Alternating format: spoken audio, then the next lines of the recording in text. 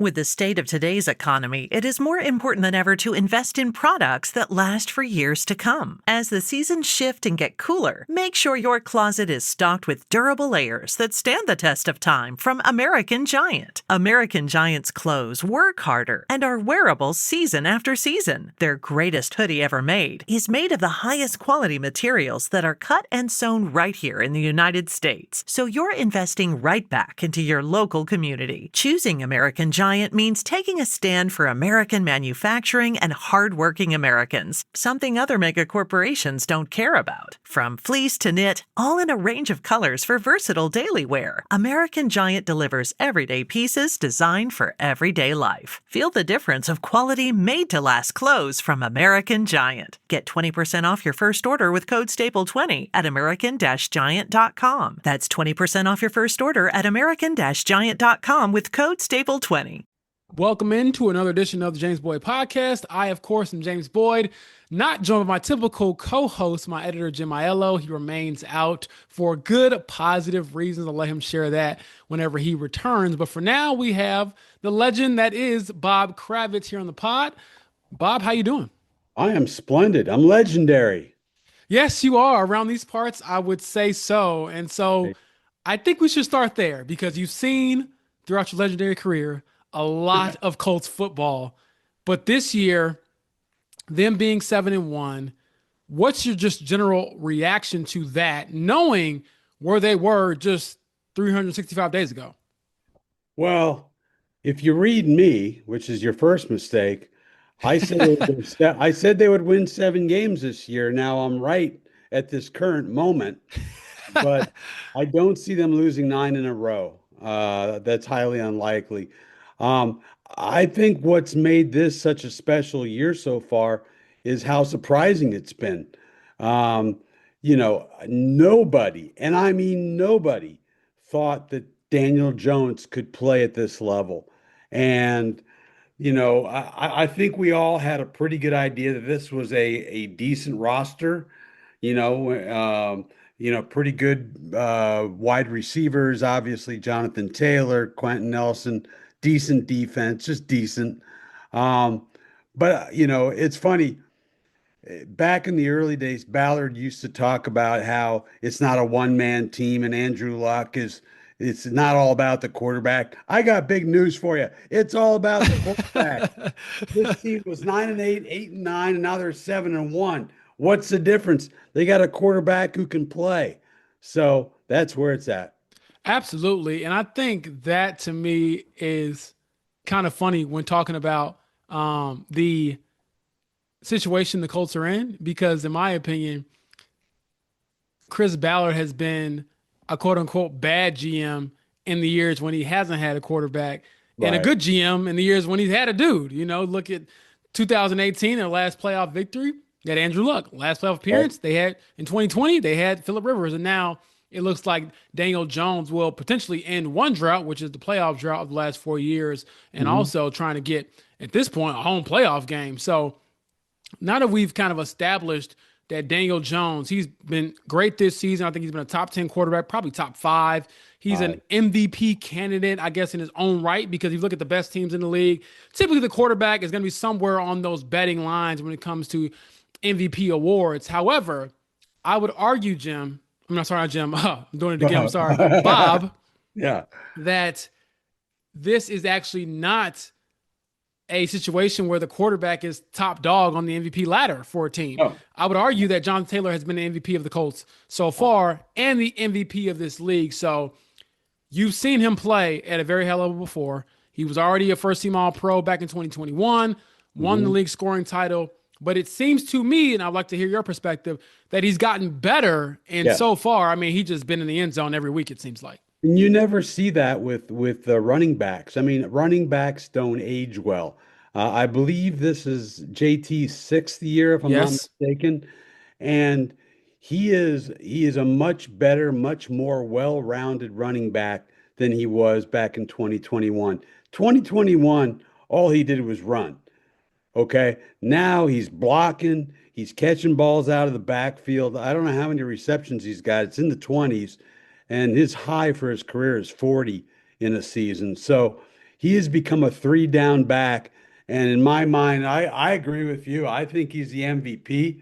I think, after 8 games, I think that Daniel Jones is probably the offensive player of the year. I mean, we'll talk about it here in a little bit, but I think the Colts could clean up on the awards if only they were half season awards. Of course. Of course. So, we always do these lists at the midway point, and it's like, oh, my guy might get hurt. They might, cool off. But at this point, I think what stands out to me the most, to your point about JT, is that he's complete. And it's crazy how good he was when he wasn't complete. Yeah. And that to me just seems crazy. Like, how are you a first team All Pro, one of the best players in the world, and you got better? And he's also been very healthy this year, which hasn't been the case in years past. But looking at what he's been able to do over the last couple of weeks in particular, Bob, I think he's been in the end zone 10 times over the last 3 weeks, which is just absurd. He's got nearly 100 rushing yards over the next closest guy when it comes to rushing yards this season. I believe he's at 850. And the stat that kind of blows my mind, Bob, is so prior to this season, JT had 2 games through his first 5 years with at least 3 touchdowns. This season alone, I believe he has 4 of those games. Yeah. So the fact that not only is he running like he used to, because we've seen the running numbers before, it's the points. And not only for him, but everybody. I was having this conversation this week with Michael Pittman, who I'm sure you enjoy interviewing as well. And he was joking about how, Bob, he's like not scared to not make a play, but he's like, it's a little bit of anxiety because if you don't make the play, it's not that we're not going to score and have success. It's that, well, you didn't get your turn, so now it's somebody else. So looking at JT and beyond him, the rest of his offensive group, we talked about JT, we talked about Daniel Jones. What else stands out to you about the way they're competing on offense when it comes to the other guys, Tyler Warren, Alec Pierce? The offensive line to me is front and center here. Tony Sperano has done this everywhere he's gone. He's created really good offensive lines. I think Quentin is having maybe his best year. It's hard to calibrate that or quantify that, I should say, with an offensive lineman. But, they get graded by PFF and all that. But it seems to me, JT has been spectacular, but they are creating some serious holes for him, some serious creases. And, having Daniel Jones, they can't stack the box. So it's just one big, beautiful symphony of guys playing together and guys playing exceedingly well. I mean, Matt Gonzalez, just had a terrible loss in his family. We wish him the best. All those guys, Braden Smith, Tanner Bortolini, Braden Smith, who has become the best interview on the team. Excuse me. I think the offensive line has been part and parcel of this whole thing.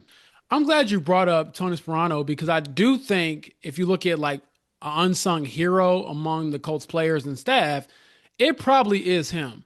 Because as much as we like to write and talk about the skill guys, and that's the nature of the sport. I mean, I love offensive linemen, defensive linemen, but we're not writing features. We're not. Yeah, the sport is defined usually, or at least the top guys are the dudes that do all the cool stuff. Maybe not the trench work, right? But whenever we do talk about the offensive line, I feel like it's always in 2 capacities. If you're a writer or a podcast or whatever, they are either really good or they're really bad. And in years past, it's not like the Colts have actually been all that bad up front, but they did take a risk. They had to trust Tony Sperano and say, hey, we're going to move on from Ryan Kelly, who's been our starting center for almost the last decade. We basically couldn't afford to retain Will Fries, who got a nice, massive payday with the Minnesota Vikings. And they had to trust that, okay, these 2 guys we drafted, they weren't first-round picks. Keep in mind, Ryan Kelly was a first-round pick. Everyone knew when he got drafted here, he was going to be their center for the next decade, and it ended up being almost a decade. I think it was 9 years. Whereas Bortolini, I believe, was a 4th-round pick, and Gonzalez was a 3rd-round pick. So the development there, Bob, Are you surprised by it at all? I know you touched on Yeah. Sperano doing it like that, but just how not even. I guess we expected Sperano to have it together or get them to this level. But are you surprised at all how quickly it's flipped and how quickly it's gone this well? Because they're the best offensive line in the league, I think, by far. Yeah. No, I guess I'm a little surprised just because they were putting two second-year guys in there who didn't have a whole hell of a lot of experience. And you're getting rid of Kelly, you're getting rid of Fries. I mean, those are two pretty sizable losses, but I do think it shows a lot of confidence in Sperano that you can save some money and go to Bortolini instead of Kelly. Same thing with Fries, and his replacement. So yeah, it surprises me. I thought, look, Daniel Jones is not good under pressure. He hasn't been in the past. I thought he would be under a ton of pressure with those two new guys, and it's been just the opposite. He has had all month to throw back there. That's true. I mean, we saw what 3 sacks last week, and we were like, "Wait, what's going on?" And they Well, yeah, still hung 38. porous. These guys are porous. They're a sieve. I know, and that's the craziest part too. It's like, I want to say last week they had a couple of 3-and-outs, and we were like, "What's going on?" We're used to them scoring every single time they're, down there. And the crazy stat that I went down a rabbit hole looking at this week, Bob, is so the Colts are averaging 3.46 points per drive. Right. So pretty much every time they get the ball, they're going to go score. And that is the highest mark of any team over the last 25 years. If they were to sustain this rate, that would be the highest mark of any team over the last 25 years. And then if you just look at the first 8 games, every team over the last 25 years, the only other team that was better from a points per drive perspective was the '07 Patriots with two guys named Tom Brady and Randy Moss. Right. So that to me kind of sums up how balanced this offensive attack is, how diverse it is, and then just how overall good it is. I mean, these guys they're cutthroat. And the thing that really alarms me about Daniel, Bob, is even if both of us, we were talking about this in the preseason, throughout training camp, okay, if the Colts have a good year, they make the playoffs, it'll be because Daniel Jones didn't mess anything up. Right. Not only is he not messing things up, he's not a game manager. He's a game changer. The guy is going out there and throwing the ball deep, accurately, taking care of the football. So that to me perhaps is more alarming than anything else I've seen offensively, even beyond the offensive line developing, because Daniel Jones, when he was with the Giants, granted they were much less talented than what the Colts have, turned the ball over a lot, took a bunch of sacks, and never threw it down the field. We didn't even see him throwing the ball down the field during training camp. So what's your reaction to that, knowing that the dude he's like a gunslinger? It's like Peyton Manning 2.0. It has to feel like the Peyton Manning years with the way they're scoring points. I think it's coaching. I think it's the atmosphere. I think it's the culture, and I think it's coaching. I give Daniel a lot of credit. He never lost faith or lost confidence that he would someday be back in this position, even after going to Minnesota and watching and learning there. But no, it's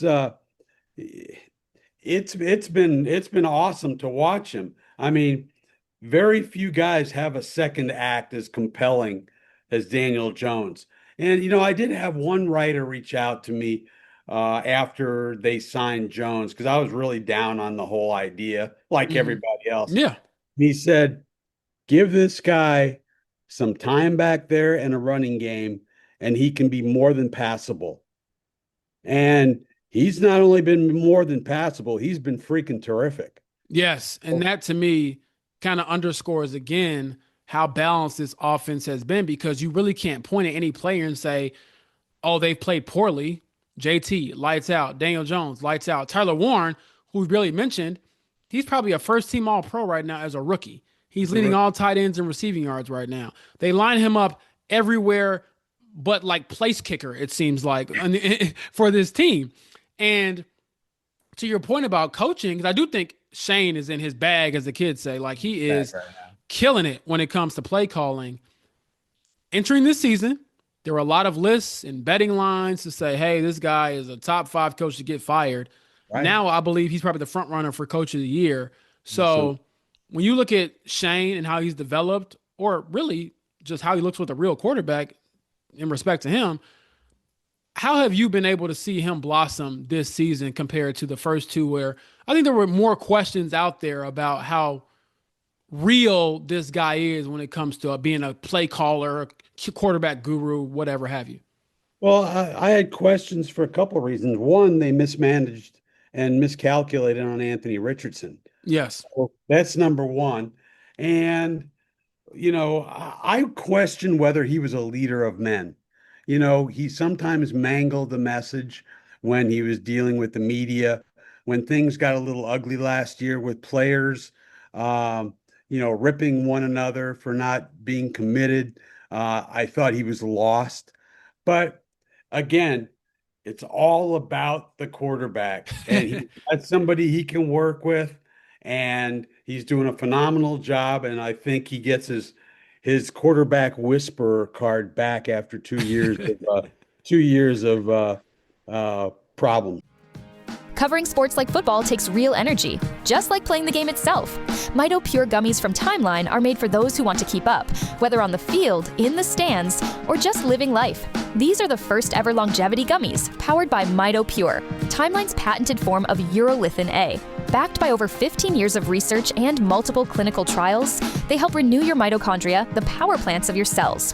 2 gummies give you 500 milligrams of Mito Pure for sustained energy and improved muscle strength. They're vegan, gluten-free, and clean. If you want to stay strong and energized now and as you age, then you have to try Mito Pure gummies. Timeline offers 20% off just for listeners of this show. Head to timeline.com/Mito20 to get started. That's timeline.com/Mito20. Your cells will thank you. With the state of today's economy, it's more important than ever to invest in products that last for years to come. As the seasons shift and get cooler, make sure your closet is stocked with durable layers that stand the test of time from American Giant. American Giant's clothes work harder and are wearable season after season. Their greatest hoodie ever made is made from the highest quality materials that are cut and sewn right here in the United States. So you're investing right back in your local community. Choosing American Giant means taking a stand for American manufacturing and hardworking Americans, something other mega corporations don't care about. From fleece to knit, all in a range of colors for versatile daily wear, American Giant delivers everyday pieces designed for everyday life. Feel the difference of quality, made-to-last clothes from American Giant. Get 20% off your first order with code STAPLE20 at american-giant.com. That's 20% off your first order at american-giant.com with code STAPLE20. I'll tell you what, I'm sure Daniel Jones really appreciates him because the way their offense is rolling, he's going to be able to get a nice Brinks truck backed up at his house or wherever he's staying here in Indiana, because at this point, Bob, I feel like it would take a catastrophic collapse for them not to extend Daniel Jones. I mean, he's been that good. He is still relatively young. Yeah, and that's the part too. I mean, we don't have to get into it in this podcast, but I think about Chris Ballard saying, oh, we're not out on Anthony. We're not giving up on him. He's still part of our future. Is he? I mean, one guy's 23, the other guy's 28. And in this sport, if Daniel Jones can stay healthy, he's got another 10 years left of this game. So I guess it's a good problem to have for this Colts team as opposed to what we've seen in the past.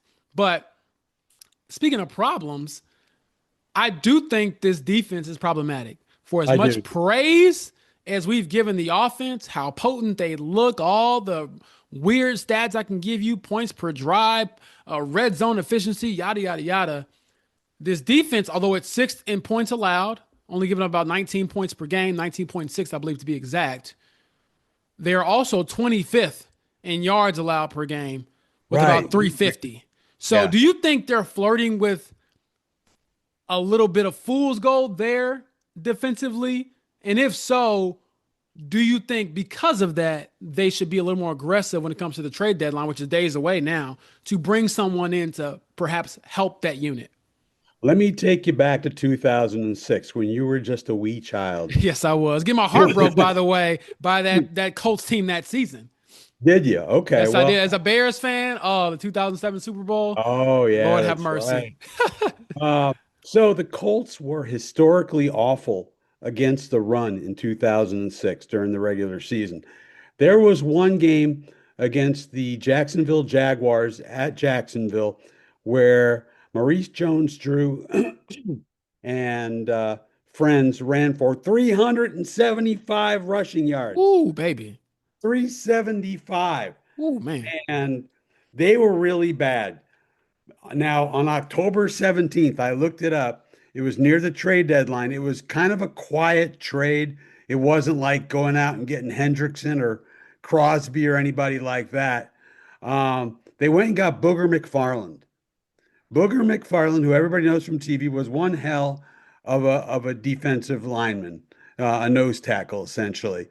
And along with Bob Sanders coming back from injury, the decision to move Rob Morrison to middle linebacker and take out Gilbert Gardner, their defense led them to the Super Bowl. Peyton had that one great second half against New England, but other than that, he didn't do much of anything. That defense and running game won it for the Colts. So yes, absolutely, it is imperative that Chris Ballard make some kind of a move or two at the trade deadline, because I think these kinds of opportunities don't come along often when everybody, it seems, is having a career year for the Colts. Oh, absolutely. And again, we like to talk about championship windows and, how many chances you're going to have an opportunity. If there was ever a window, it feels like it's this year. Not only because of the Colts' early success, they're the number 1 seed right now in the AFC, but the Chiefs are vulnerable. Right now, if the playoffs started today, the Chiefs would be a wild card team. They look vulnerable. They look good. They're getting on track. They're doing their usual Chiefs thing where they kind of figure it out, but they're vulnerable. The Bills, although they've been a juggernaut year in and year out, they're not flawless either. The Ravens, with all the hype around Lamar Jackson coming into the season, and Derrick Henry, and how they were going to go out there and try to get revenge for last year, they just got their 3rd win of the season, and it's week 8, week 9. So to me, they do have a soft schedule coming up. So they do. I think they'll be back in the playoffs. Oh, absolutely. But my point is, every team that you think is like this powerhouse franchise or this juggernaut, or in some cases in years past, especially with the Chiefs, like they're just indomitable. That's not the case this year. And I think this offense gives you a chance. And to your point about the trade for Booger McFarland, the point is, no, he didn't make them an elite defense. He just made them passable. Just don't be the worst. It's kind of similar to the conversation we had, and this was all of us, I want to say, around the time the Pacers went to the finals. I remember Rick Carlisle saying, we don't have to be great defensively, or I don't expect us to go from worst to first, but can we go from, being the 28th team in the league to being around, 16, 17, give yourself a chance, because your offense is elite.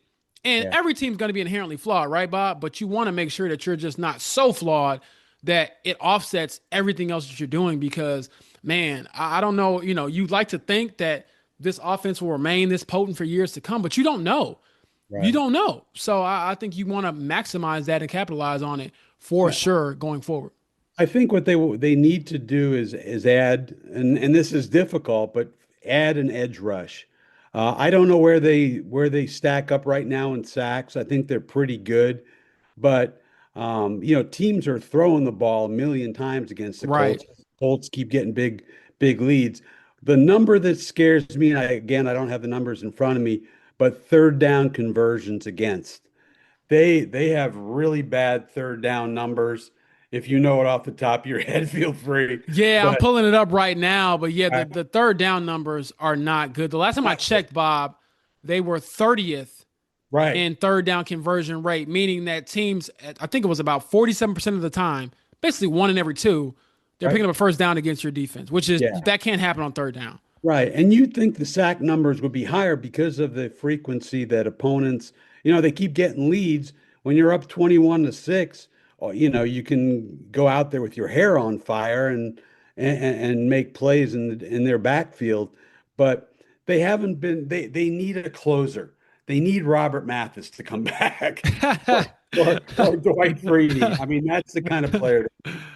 I hear you. And you know what? I just pulled it up. So the Colts actually rank 7th, I believe, in sacks or total sacks.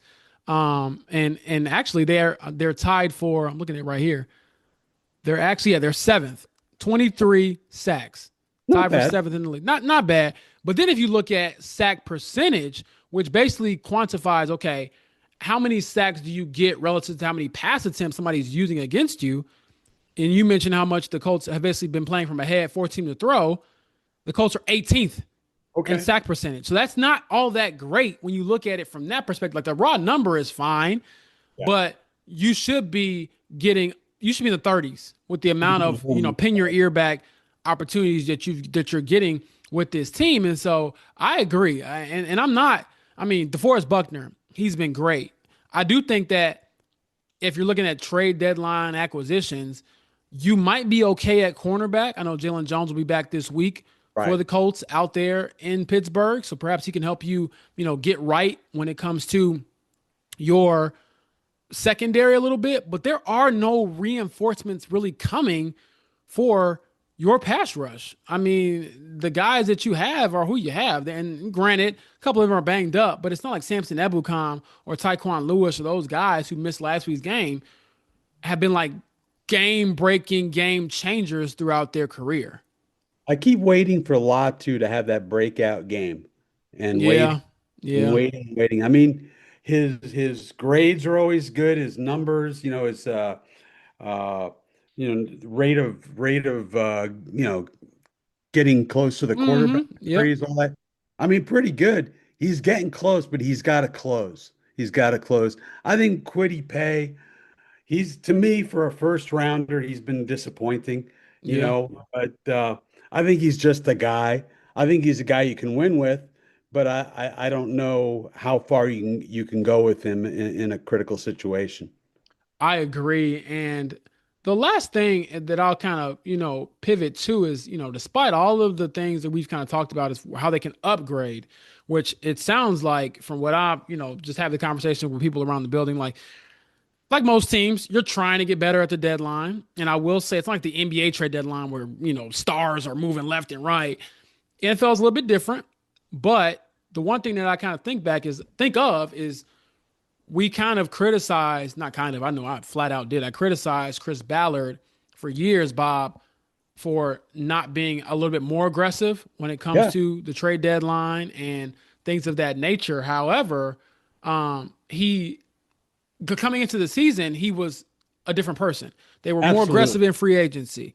Yep. They went out and got a defensive coordinator that Shane said, gave him kind of, fits and somebody who has given him trouble throughout the years. And so they're different from a schematic standpoint, from a spending standpoint. So could this be another domino towards Chris Ballard kind of changing his stripes is kind of what I'm thinking. I think so. I mean, like you said, he went completely off script this offseason, added Daniel Jones, Charvarius Ward. Who's the third guy I'm forgetting that he Cam added? Bynum. And Bynum. Yeah. So, um, and that's what we've been screaming about for how long. I know media people don't know squat, right? Yeah. That's what we're consistently told. But, we've been yelling for years. I mean, free agency is not a terrible thing. It's a good thing if used wisely. And, he always used to give us this, Super Bowls aren't won in March or May or whatever month it was. Uh, but you know what? They are. Sometimes they are. Sometimes that free agent makes all the difference. Sometimes they're overpaid and underperform. That's a risk you take. But they've added Ward, they added Bynum, they added, that's a pretty good trio. Oh, absolutely. And again, it goes just back to how different things feel here. Coming into the season, you're wondering if benching the number 4 pick is actually a good idea. Not only was it a good idea, it was a great idea. Yeah. And you're off to your best start since your last Super Bowl appearance, which is in 2009, I believe, when I Mhm. want to say they might have started like something crazy, like 14-0 or something. Yeah. Do you know the whole story? I do not know the whole story there. Okay. Do you have a minute? Got a minute. Okay. 2009, they're 14-0. Bill, I'm writing all these columns. Go for the perfect season. Go for the perfect season. Bill Polian, the most hard-headed person I have ever met, decided, and I was told later that some of it was because of some of the media chatter, that he was not going to go for the perfect season. The next game at home against the Jets, they had a nice lead against the Jets in, I believe it was the third quarter. They put in Curtis Painter, who proceeded to lose the game. So they were 14-1. Even worse, the next week in a blizzard in Buffalo, they played Reggie Wayne and Dallas Clark so they could each get to 100 catches. Wow. This is the same team that was saying we don't want to play our starters. Wow. I went bananas. Oh, I know you did. Peyton had to call the team together, have a team meeting because so many guys were pissed off that they didn't go for the perfect season. And so, yeah, that would be a great historic, what are those stories we used to do at The Athletic? Is it As Told or like the oral history? Oral history. Oral history. A bunch of those. Yeah. The oral history of the game when they played Curtis Painter, and people from the Colts organization literally took off their Colts pins when they left the stadium. Wow. Because they didn't want to get crap for what the team had done. I've never seen a 14-0 team booed so vociferously as they were that day when they decided to blow up the perfect season. This is why we got to have you on the pod, man. You were there for a lot of these moments. And I will say this, the Colts are not undefeated. They had some blunders out in L.A. a couple weeks ago that ruined that opportunity. So they don't have to worry about trying to run the table. But they are trying to remain undefeated in the AFC. So the last thing I'll ask from you, Bob, is do you have a score prediction for Sunday's game? I think the Colts win 24-21 on a late field goal. Pittsburgh has lost its last two games. They are not as good. You know, they got a lot of big names on their defense, most notably TJ Watt, but they have not played to that level. Yeah. This is not a typical tough-minded Tomlin team, so yeah, I think the Colts keep it going. 24-21. Yeah, I picked them 31-20. I don't think it'll be a complete blowout, but I think they get maybe a score or two late to really, push it over the top and remain, like I said, undefeated in the AFC against Aaron Rodgers, who has played better than he did last year, but at the same time, can their defense stop anybody? I want to say the Steelers are third worst in the league in points allowed per game. Well, not points, I'm sorry, yards allowed per game. And that usually means that when the Colts get some yards this year, they're scoring. So I'll be out there in Pittsburgh. So will I. Yes, Bob will be out there as well. We'll bring all of the updates for you in a couple of days. But until then, my friends, enjoy the weekend, enjoy Halloween, stay safe, and we'll check back in with you to see if the Colts, again, have moved to now 8-1 on the season through week 9. Covering sports like football takes real energy, just like playing the game itself. Mito Pure Gummies from Timeline are made for those who want to keep up, whether on the field, in the stands, or just living life. These are the first ever longevity gummies, powered by Mito Pure, Timeline's patented form of urolithin A. Backed by over 15 years of research and multiple clinical trials, they help renew your mitochondria, the power plants of your cells. 2 gummies give you 500 milligrams of Mito Pure for sustained energy and improved muscle strength. They're vegan, gluten-free, and clean. If you want to stay strong and energized now and as you age, then you have to try Mito Pure Gummies. Timeline offers 20% off just for listeners of this show. Head to timeline.com/Mito20 to get started. That's timeline.com/Mito20. Your cells will thank you.